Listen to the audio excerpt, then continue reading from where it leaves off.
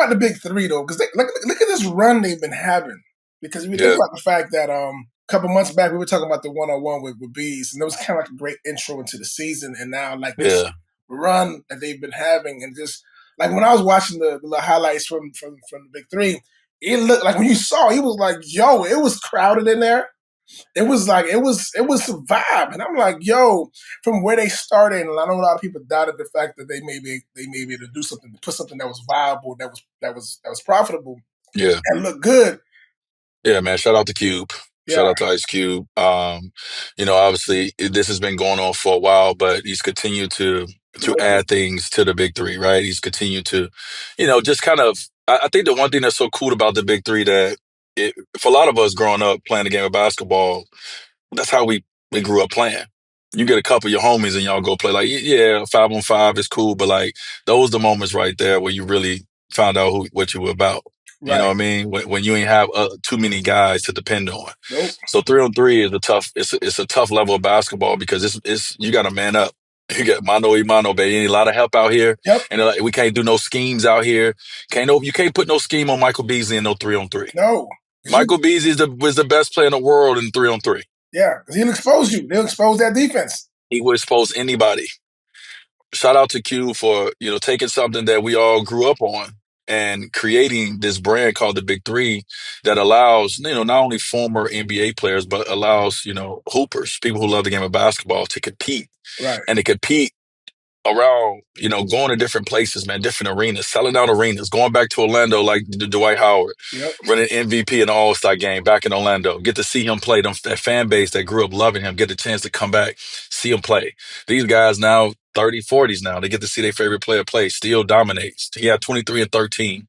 And so to still give guys that last hurrah, still give guys that platform and that stage to be able to go out there and compete, because everyone still love the game, even though Right. you're not in the NBA no more. And give guys that opportunity. They making money, and then now podcasts, building Yep. their content platform.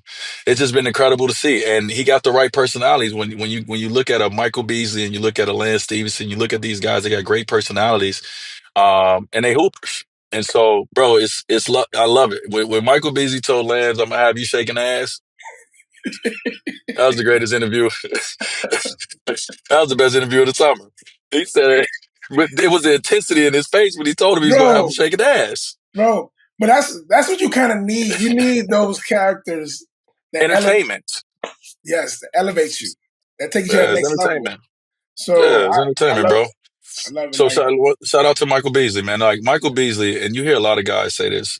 Michael Beasley is one of the most talented basketball, probably the most talented basketball player that's not in the NBA. When you think about how talented he is, you don't understand why he's not in the NBA.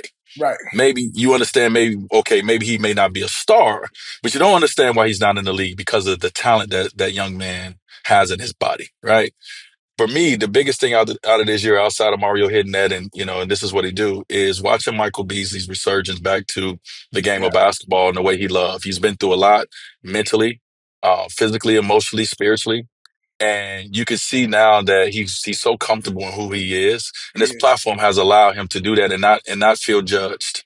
I think he's going through a lot. He was trying to not do certain things, walk on certain eggshells to be a certain kind of way for people to like him or for people to give him a job or see him. Now he just get to be Michael Beasley.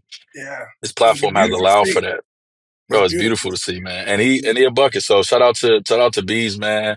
I just was sitting there watching it, watching, and I was just like, man, what this gonna be, in 10 years? Like, what the big three gonna be, in 10 years, and what these guys did this year. And I know it's been other people, it's been other champions, been other years, but this year right here to me felt like a very pivotal year for the big I three agree.